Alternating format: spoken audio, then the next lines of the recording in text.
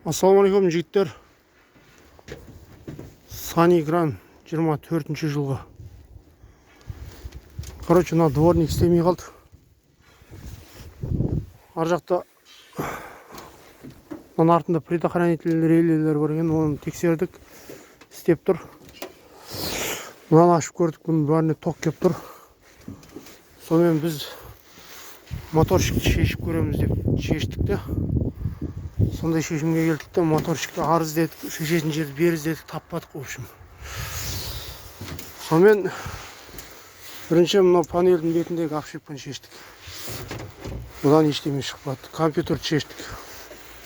Мына жерде крышканы шештік, ана жерде крышканы шештік.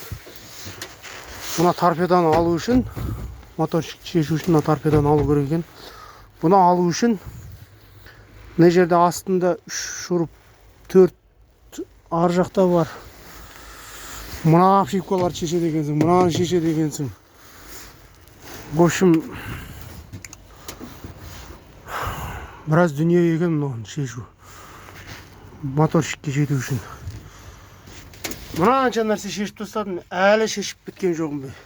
Ё-моё. Ал Сания дейтін жігіттер. Если мына скворечниктің дворник істемей қалса, моторщик кеткен болса, осындай жағдай енді.